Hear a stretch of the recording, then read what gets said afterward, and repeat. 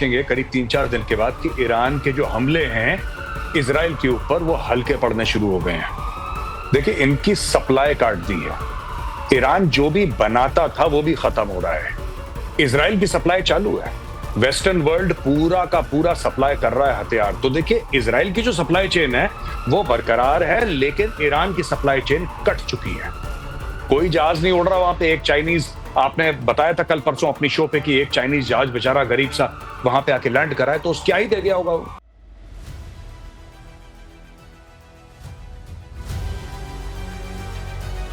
बहुत सारी खबरें, बहुत सारे रहस्योद्घाटन ऐसे जो आपको बताएंगे कि दुनिया में कहां कहां किस किस स्तर पर प्रतिशोध चल रहा है, और उनका और थ्रेडबेयर एनालिसिस अगर आप करेंगे तो यह समझ में आएगा कि उनमें कहीं पर भी आप अपने आप को अलग नहीं पाएंगे। हर कहीं किसी ना किसी तरीके से खुद को भी जुड़ा हुआ पाएंगे। मैं ये क्यों कह रहा हूं बताता हूं, पहले ये खबर देखिए। ईरान पर इजराइल का जोरदार प्रहार, पश्चिमी और मध्य ईरान में मिसाइल अटैक। इजराइल ने सैन्य ठिकानों को बनाया निशाना। इजराइल लगातार ईरान में सैन्य ठिकानों को, जिन जगहों पर न्यूक्लियर फैसिलिटीज हैं, जिन जगहों पर मिसाइलें बनाई जा रही हैं, जिन जगहों पर मिसाइल स्टोर की गई हैं, ऐसे तमाम जगहों को निशाना बना रहा है। और यहां आप लगातार देख रहे हैं ऐसे ही इलाकों को, जगहों को जहां पर वो इनको निशाना बना रहा है। ऐसा ही एक और टारगेट आज भी यहां उड़ा दिया गया। अगली खबर देखिए, ईरान पर इजराइल का जोरदार प्रहार, पश्चिमी और मध्य ईरान में मिसाइल अटैक। इजराइल ने सैन्य ठिकानों को बनाया निशाना। ईरान ने इधर बैलिस्टिक मिसाइलें दागी। आज भी सुबह का लगभग वही वक्त था कल जैसा। आज जब पहली किरण फूटी, एक बार फिर से इजराइल में कई मिसाइलें फूटी। सवाल यह भी उठा कि क्या आयरन डोम अपनी इफिशियंसी के हिसाब से काम कर रहा है। और यहां पर देखिए, दोनों ही तरफ से आज रक्षा मंत्री ने, इजराइल के रक्षा मंत्री ने स्पष्ट किया कि हम तेहरान पर और सघन हमले करेंगे। और इधर आप देख रहे हैं हर दिन ईरान की तरफ से जो गुड मॉर्निंग हो रही है वो इस तरीके की हो रही है। कई बैलिस्टिक मिसाइलें इजराइल में जाकर अलग अलग जगहों को निशाना बना रही हैं। आज तो माइक्रोसॉफ्ट के ऑफिस के करीब जाकर यह मिसाइल फूटी। ईरान ने भी इजराइल पर पलटवार किया, एक के बाद एक कई बैलिस्टिक मिसाइलें दागी। इजराइल के कई इलाकों में सायरन की आवाजें लगातार गूंजती रहीं पिछले 2 दिनों से। अगर आप एट्रिशन, मतलब नुकसान किसको कितना हुआ है, इसको कंपेयर करें तो 5 दिन तक ऐसा लग रहा था कि इजराइल पूरे तौर पर डोमिनेट कर रहा है। लेकिन अचानक ये लगने लगा है कि क्या तस्वीर बदल रही है।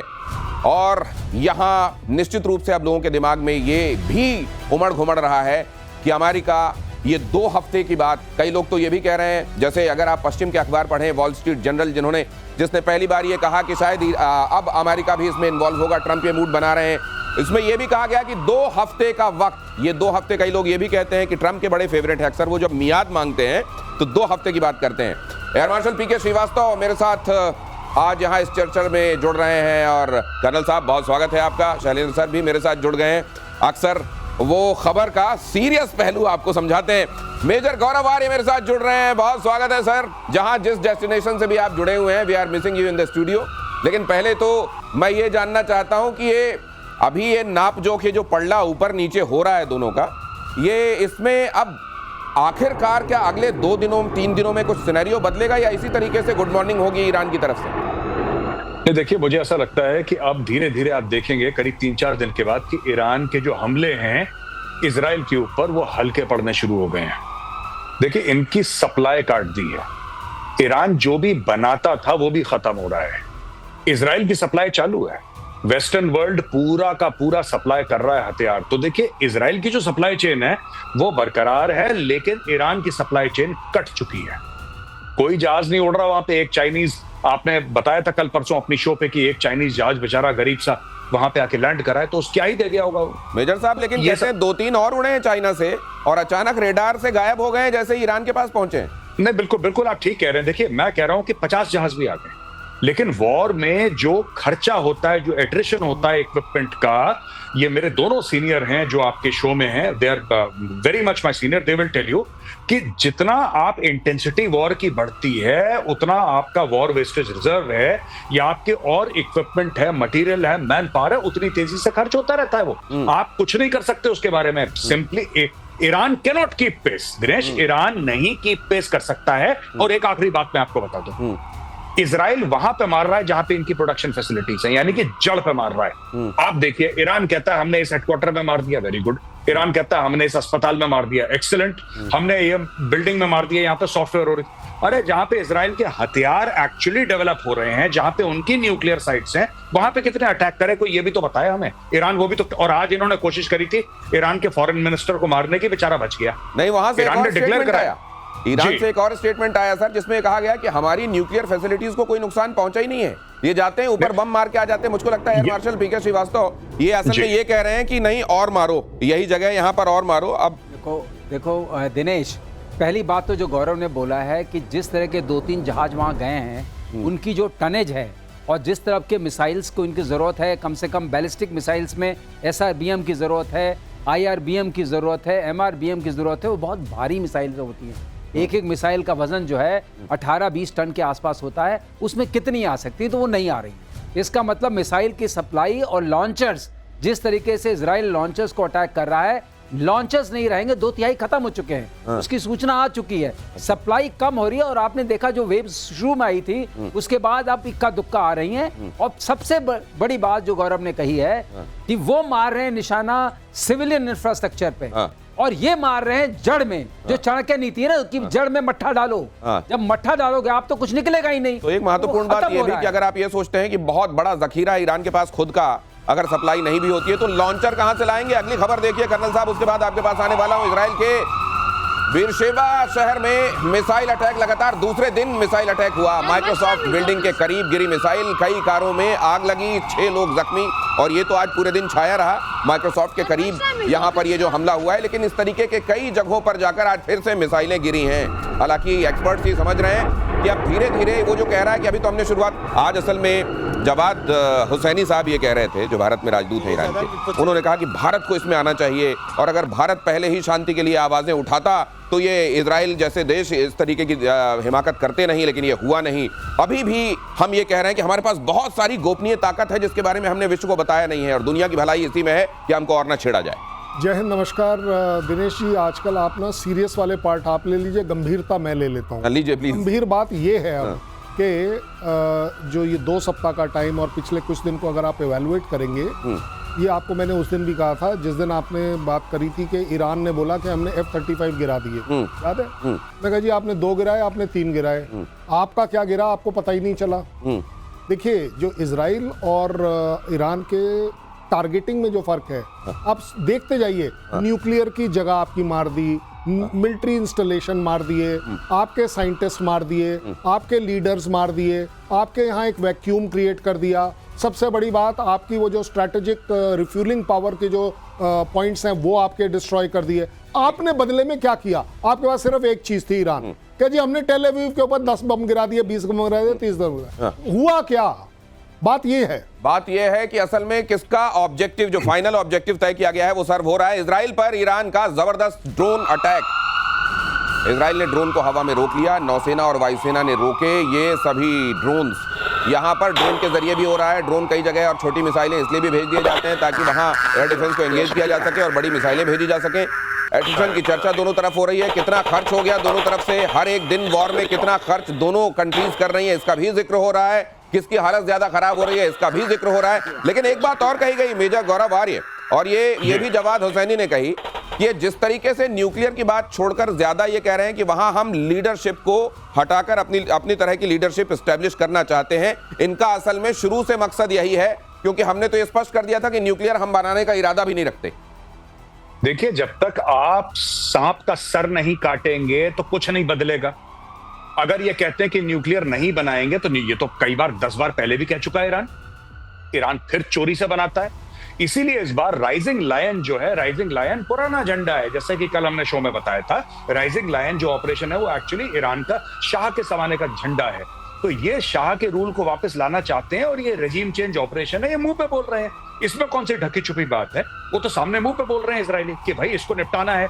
और जहां तक ये खामेनेई की बात है, इन्होंने मुंह पे ये बोला है कि हमें इसको निपटाना है, इसकी हत्या करनी है, साफ सीधी बात। साफ सीधी बात है, they say we want to kill him. अब इससे ज्यादा स्पष्ट कोई क्या हो सकता है कि ये कहते साहब न्यूक्लियर हम नहीं बनाएंगे, न्यूक्लियर तो बना रहे हैं। इनका अमाद प्लान था, अमाद प्लान इन्होंने बंद कर दिया जब इनको ये लगा कि अमेरिका ने इराक को इन्वेड कर दिया। इन्होंने बोला साहब हम तो बगल में, कहीं हम भी निपटा दिए जाएंगे।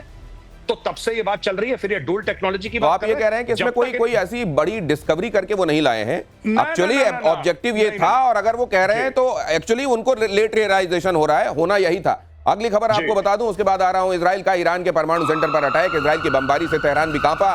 परमाणु ठिकाने पर अटैक से भड़का ईरान, ईरान की सिक्योरिटी काउंसिल से एक्शन की मांग। ये देखिए जरा क्या हो रहा है यहाँ, तेहरान देख लीजिए, और ये एक न्यूक साइट है, और वहां पर हमले के बाद ये धुआं कहते हैं बहुत देर तक वहां मंडराता रहा। हालांकि अब ये मशरूम जैसा दिख रहा है कि नहीं, ये फैसला आप कीजिए। आइए ये आपको ये बताएगा कुछ दिनों में कि यहाँ रेडिएशन है कि नहीं। सर ये खतरा तो बना हुआ है ना लगातार। ऐसा होता है ना, किसी भी ऐसे साइट पर बहुत सारे केमिकल्स होते हैं और बहुत सारे पायरोफोरिक आइटम्स होते हैं। ये क्या है सर, पायरोफोरिक? जो आग से जल पड़ते हैं। अच्छा। तो इन्फ्लेमेबल, हाँ, ज्वलनशील, ओके, ज्वलनशील। तो ये उस तरह के आइटम्स हैं, और ये जब भी आप हिट करेंगे खास जगह पे आपको वो सब उड़ जाएंगे। जैसे बता रहे थे, आपको सेंट्रीफ्यूज चाहिए, आपको कॉमन हॉल चाहिए, आपको सारे वैक्यूम चैम्बर चाहिए, सब चाहिए, तो वो सारे उड़ रहे हैं, खत्म हो रहे हैं। अगर आपके पास अभी भी वेपन ग्रेड 60% 100 किलोग्राम यूरेनियम है भी, तो उसको बनाएंगे कैसे? और एक बात है, कई बातें आ रही हैं कि ये बना सकते थे, लेकिन एक बात ये कही जा रही है कि वेपन ऑफ मास डिस्ट्रक्शन की बात करके जो इराक का हवाला कर दिया गया, जो हाल कर दिया गया था, उसी तरीके से यहाँ न्यूक करके ये वही कर रहे हैं। और ये क्या ये ठीक है? इस पर आता हूं, लेकिन ये खबर बता दूं, ईरान को लेकर अमेरिका का बहुत बड़ा दावा। व्हाइट हाउस की प्रेस सचिव कैरोलिन लेविट का बयान, खबर फ्लैश कीजिए जल्दी से। परमाणु बम बना सकता है ईरान कुछ ही हफ्तों में। ये जो खबर आपने बताई, ईरान दुनिया के लिए बड़ा खतरा। हाँ, यही बात मैं कह रहा था आपसे कि जो 60% के बाद 90% जाने में बहुत कम टाइम लगता है। अच्छा, ये वो एक्सपोनेंशियल स्केल पे चलता है। ये क्या कह रहे हैं सर, ये भी समझ लीजिए 60% तक यूरेनियम को संशोधित करने में, रिफाइन करने में टाइम लगता है, लेकिन 60 से 80 बहुत जल्दी होता है। बहुत जल्दी एक्सपोनेंशियल स्केल पे जाता है, मतलब एकदम बढ़ जाता है। अब बात रही दूसरी कि अगर ये इसमें पहुंच चुके हैं तो सुप्रीम लीडर को सिर्फ इनको कहना है, ऑर्डर देना है कि बनाओ। तो सुप्रीम लीडर को ही खत्म करने की जो बात चल रही है, इसीलिए चल रही, लीडरशिप खत्म करेंगे तो बनने में फिर दिक्कत आएगी। टेक्निकली जो था वो ऊपर की लीडरशिप नहीं, तो वो लॉबी जो हमेशा ये कहती है कि देखिए ये वेपन ऑफ मास डिस्ट्रक्शन कर करके इन्होंने क्या हाल किया वहां, इसी तरह न्यूक्लियर करके यहाँ ईरान को और वहां की लीडरशिप को निपटाने में लगे हैं, वो तो और मुखर होकर बोलेंगे आइंदा। कर्नल, ज्यादा बड़ी बात यह है कि ईरान ये कभी डिसोन नहीं करता कि जो उसके पास एग्रीमेंट के तौर पर 7% जो एनरिचमेंट अलाउड है उसको इलेक्ट्रिक पॉइंट ऑफ व्यू से, वो उसको डिसोन क्यों नहीं करता? क्यों वो ये एक्सेप्ट करता है कि हाँ कि हमारा कौन दुश्मन है? ये बड़ी बात कह रहे हैं आप। और उससे भी ज्यादा बड़ी बात कि हर एक चीज में एक आदमी की नहीं चलेगी। अकेला यूएस बोले कोई बड़ी बात नहीं। कौन सी घटना, आप अपने दिल पर हाथ रख के बोल दीजिए, क्या ईरान नहीं बना रहा होगा? और अगर नहीं बना रहा होगा तो इससे बड़ी बेवकूफी नहीं कर रहा होगा। देखिए, ईरान का बेसिक एजेंडा हमेशा से ये रहा है कि अगर न्यूक्लियर वेपन जो हैं वो डेटरेंस के हैं, जिस दिन हमारे पास ये डेटरेंस आ गई, इजराइल और यूएस मेरे ऊपर नहीं आएगा। तो डेटरेंस के ये हथियार होने ही चाहिए, वरना उतना एनरिच कर क्यों रहे हो भाई? 7% रखो, अगर उससे बिजली बनानी है तो। ईरान का न्यूक्लियर पावर प्लांट सेफ है, यह दावा किया गया। रूस और ईरान दोनों ने किया दावा। रूस ने कहा बुशहर एटमी पावर प्लांट में स्थिति सामान्य, तो वहीं ईरान ने कहा है कि एटमी स्थलों पर इजराइल हमले अब प्रभावी हुए हैं। मेजर साहब, एक बात और आ रही है सामने, लोग ये कह रहे हैं कि भाई न्यूक ईरान के पास असुरक्षित कैसे और अमेरिका जैसे देश के पास सुरक्षित कैसे, जिसने जापान पर बम मार दिया है ऑलरेडी? देखिए, मैं आपको छोटी सी बात बताता हूं, ठीक है? ये पूरा का पूरा जो स्ट्रक्चर है, ये यूरेनियम एनरिचमेंट का, न्यूक्लियर बॉम्ब्स का, ये तो वेस्टर्न वर्ल्ड ने पहले बनाया, अमेरिका ने बनाया, फिर यूएसएसआर ने बनाया, फिर धीरे धीरे चाइना के पास, यूरोप के पास ये सब फैला। मैं ये आपको कहना चाहता हूं छोटी सी बात कि देखिए, Iran even without nuclear weapons is very dangerous. बहुत खतरनाक देश है ये हमास को पैदा करता है, हिजबुल्लाह को पैदा करता है, हुतियों को पैदा करता है, इनको फंड करता है।